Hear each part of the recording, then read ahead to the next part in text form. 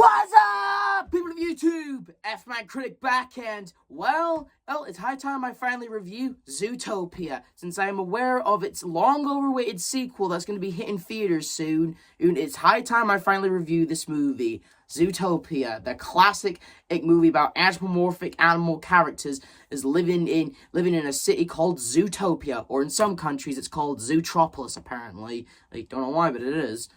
And there's a big mystery to solve where a bunny has to team up with a fox to solve a big mystery about a missing mammal case.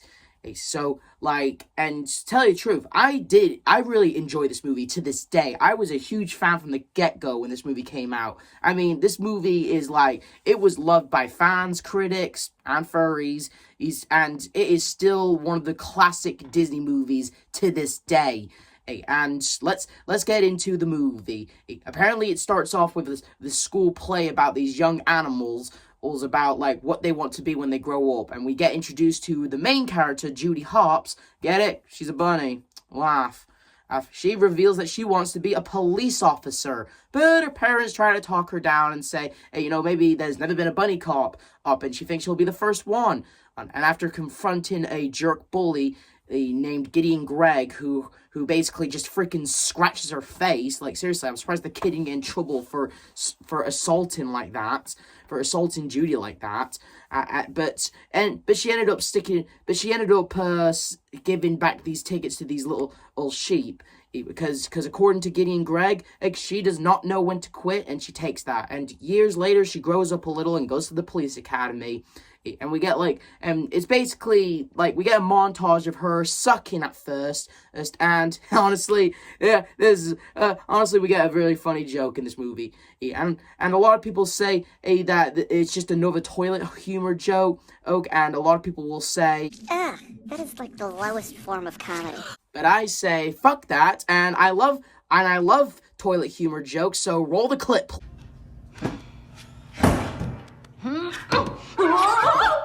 Filthy toilet, you're dead, fluff butt. Eventually, Judy starts getting better at what she's doing, starting to use her tactics and ways of acing all the tests at the police academy, and eventually graduating, and eventually becoming a member of the Zootopia Police Department. And eventually, we get introduced to the mayor of the city, Mayor Lionheart, or as on his trailers, and I like to call him Mayor Mufasa, played by J.K. Simmons. And honestly, I really like that they got J.K. Simmons to voice the lion. I honestly, like always, J.K. Simmons did a good job of voicing this character, and all of his other roles, but he really did a fun job with Mayor Mufasa. And we also get introduced to Bellwether, who says that it's tough for the little guy, and yeah, eventually Judy, she ends up going to Zootopia, and it's not exactly what she thinks at first, because, for example, instead of getting some big police case, she ends up becoming a meter maid, and it's not just that either. Some of her co-workers don't technically respect her that much, which her boss, also Chief Bogo, just tells her to just put tickets on parked cars, and making Judy and we also get this line in the movie when Judy, since we know meter maids suck, okay? Meter maids, they suck, okay? But we get a line in this movie that is honestly insane. Hi, Mommy says she wishes you were dead. Whoa. Even I wouldn't say that. Remember, this is a Disney movie, by the way. I honestly can't believe they got away with saying that. I mean, let's be honest here. Judy's practically the only likable meter maid in ever, really, okay? She's just doing her job. I mean, I know meter maids normally suck, but she's just doing her job, and some hippo mother just says, as she wishes Judy was dead. That's so fucked up, that is. Even for Disney, that's Jesus. But eventually she runs into Nick Wilde, and at first she's a little prejudiced to him, but when she realizes he's just a dad, just trying to get his son, and who likes elephants, a jumbo pop, up, and at first the shop is prejudiced, but then, and she's all like, hey, I noticed that your worker is scooping up ice cream without covering up his trunk, so you give this dad and his son a jumbo pop, or I will report this. And eventually, it's kind of a sweet moment at first, but we find out that Nick isn't really a dad, and that little boy isn't really a kid. He's like a grown animal guy who's just small, so they just use that to con people. Turns out Nick is just a con artist who just hustles people and make a bit of easy dough. Oh, Judy's pissed at him, and Nick, he pretty much is all like, hey, how's this sound familiar? I'm a wide-eyed individual with big ideas who wants to move to a big city to make it big, to discover their dreams, but oh no, those dreams aren't gonna come true. Basically slapping her with the hard truth of reality. And yeah, it's yeah. And like when she gets home, her folks are all like, oh, she's not a real cop. She's a meter maid. Like, listen, I know that they didn't want her to become a meter maid because they were worried for her life, because being a cop can be dangerous. But goddamn, when they found out she was a meter maid, like I get it. They're happy that she's not going to be in like trouble or danger, but do they have to act like in-your-face assholes about it? By being like, oh, she's not a real cop. Our prayers have been answered. She's a meter maid. Like, seriously? Kind of fucked up. Up to say to your own daughter, whose entire dream as a kid it was to be a cop. But whatever.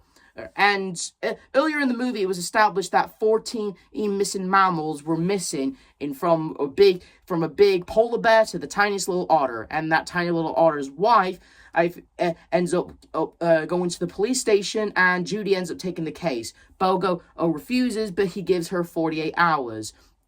And apparently Nick was the last one to see Emmett Otterton before he disappeared, and she ends up hustling him.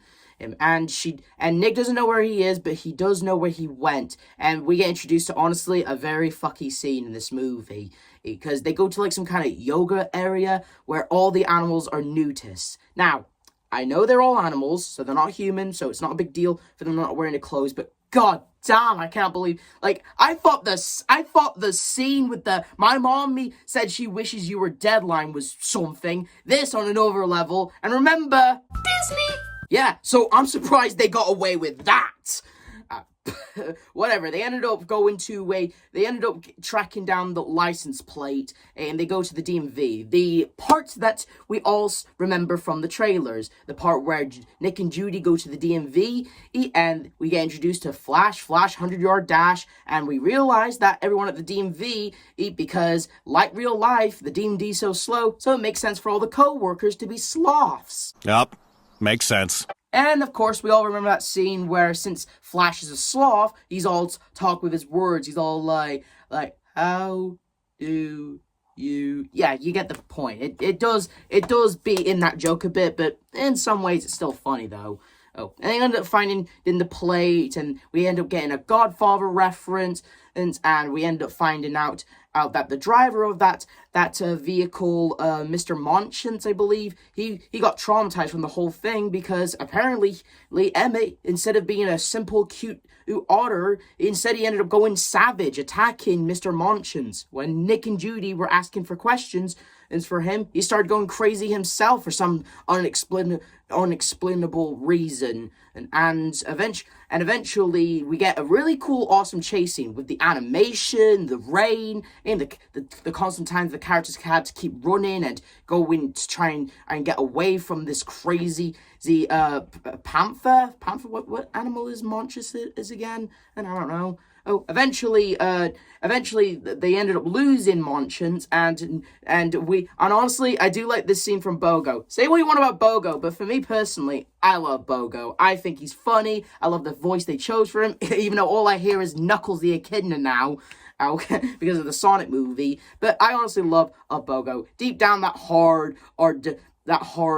attitude and him not liking everyone, deep down, and he's a bit of a nice guy or something like that. And I do like this line. Oh, Hauser, can't you see I'm working on the missing mammal cases? Oh, yes, of course, about that, sir. Officer Hops just called. She found all of them.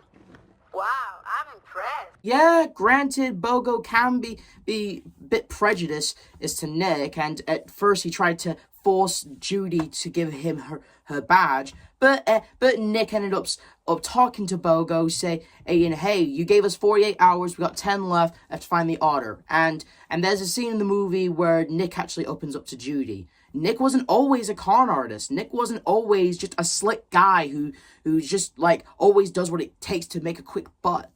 He when he was a kid, he wanted to be a scout. In fact, he was going to be the very first fox in that scout. But the kids, they just gave him a hard time. They put a muzzle on him, traumatizing the poor little guy. Those fucking little rotten little bastards.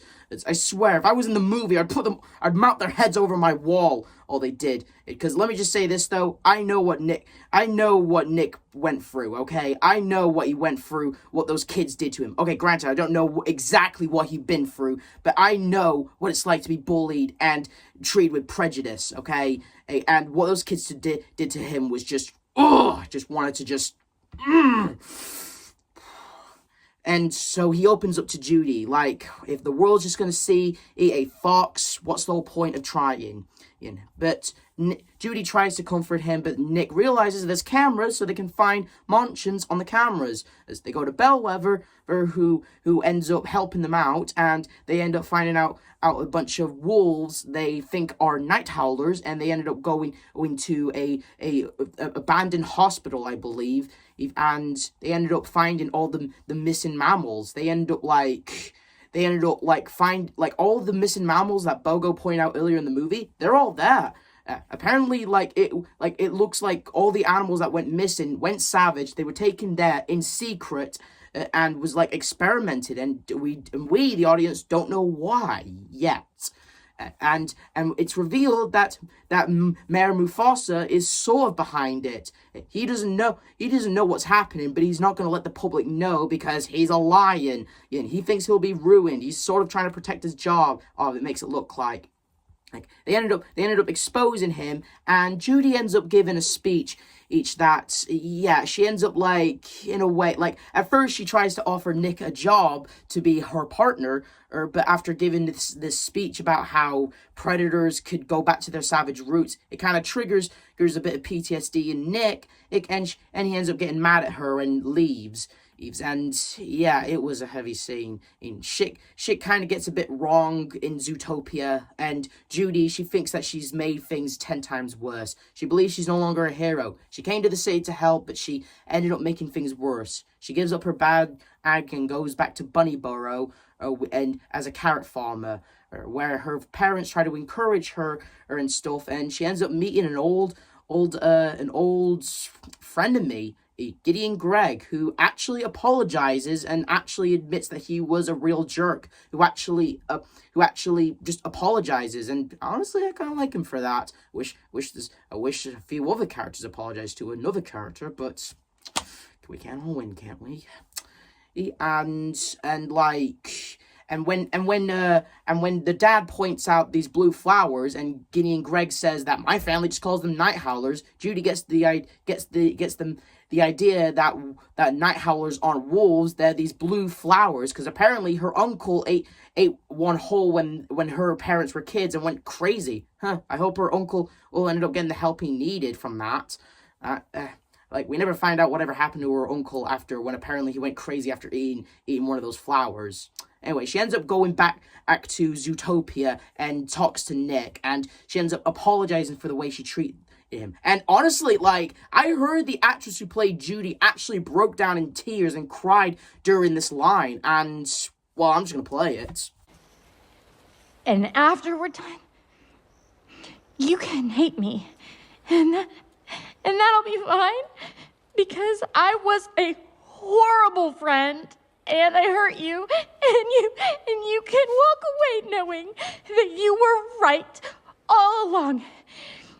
I really am just a dumb bunny. I'm honestly surprised that, the actress who played Judy, broke down in tears, and it did show in, I guess it was more of a professional sort of deal to make the act more believable, I suppose. And yeah, that's kind of a cool way of doing it. Or maybe they really got emotional during the voice recordings and broke down in tears. Either way, still cool that sort of happened so they can use it in the movie. Anyway, Nick ended up hustling her, or telling her that she is a dumb bunny, and he will give the pen back in under 48 hours. And they ended up going to Duke Weaselton, a dude who I didn't mention earlier, who ended up trying to steal, like, these plants, and so that Judy ended up capturing later in the movie, and apparently those weren't moldy onions he stole, they were actually Nighthauer flowers.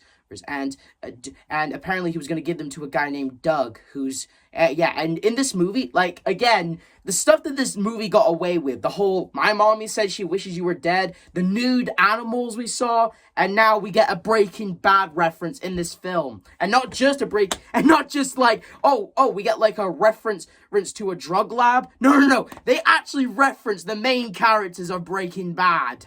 Hey, Doc, open up. We've got your latte. All right, Walter and Jesse are back, so I'm leaving now. Okay, but in all honesty, the reason why this lab exists, that someone once taken the Nighthauer flowers, was turning them into a serum, going to predator to predator and making them go savage, and apparently this Doug dude, he's responsible for making Emmett go savage, and Monches savage, and yeah, that's pretty much it. But who's behind all of this? Well, I'll get to that. We ended up getting a really cool train sequence where Nick and Judy try to get the evidence and the train, and at the same time avoid Walter and Jesse. Seriously, I can't believe they actually said the names of the characters in the show, from the show into the movie. That's so awesome, that is.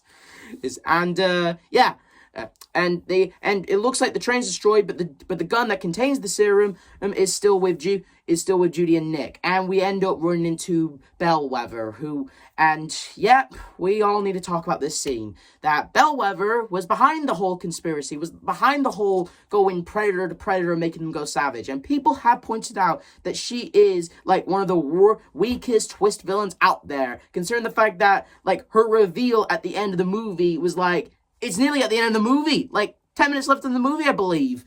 Like, her reveal is like too little too late. Like, I know we gotta figure out who the hell's been actually targeting who's been targeting predators and making them go savage, but like, still too little too late in my opinion. And again, like, her end goal is like this, she wants to create I believe she wants to be in power and at the same time make a prey only city where prey fears predator and she stays in power, and like, that's it. So she's just prejudiced to predator, and she just wants power. Is that it? Okay, that's just like, still, like, again, the twist that she got revealed to be the villain, like, and again, her whole end goal. I can understand she just wanted power, but she goes through like this whole thing where it's revealed she's prejudiced. Why can't I say it right? But whatever. She ends up shooting Nick with the formula, and Nick ends up going savage, and almost kills Judy. But turns out it was all just an act. It was all just an act, just to hustle Bellwether, by recording her dialogue and recording her evil plan, and basically just, she got hustled, sweetheart. Boom. And she ended up getting arrested, and they ended up reversing the Night Howlers, turning all the predators that got savage back to normal, and Nick, he ended up becoming a member of the ZPD. And yeah, that's Zootopia in a nutshell. Is it the best movie out there? Yeah, it is. I mean, granted, the stuff between Bellwether and just Bellwether, honestly, like, people have pointed out in the past of how Bellwether was the weakest point in the movie. Like, her reveal to be the twist villain, weak sauce, just totally weak, like, weak twist villain. Yeah, and I can see why. But I didn't let that bother me too much throughout the entire movie, because throughout the entire movie, we ended up getting a colorful, awesome world of anthropomorphic animals coexisting in a civilized utopia, and solving a mystery and a lesson about prejudice and don't judge a book by its cover, and I thought the movie was really, really good, and I am so looking forward to the sequel, Zootopia 2. And what else is there to say? Zootopia was a great animated mystery, buddy movie, and And yeah, although the villain is weak, but whatever. I didn't let that stop me from enjoying this movie and calling it one of the best Disney movies out there in this time. I am so looking forward to Zootopia. That nearly took a fucking decade to make. But whatever. This is the F-Man Critic telling you to like, subscribe, hit notification, and I'll see you guys next time. See ya!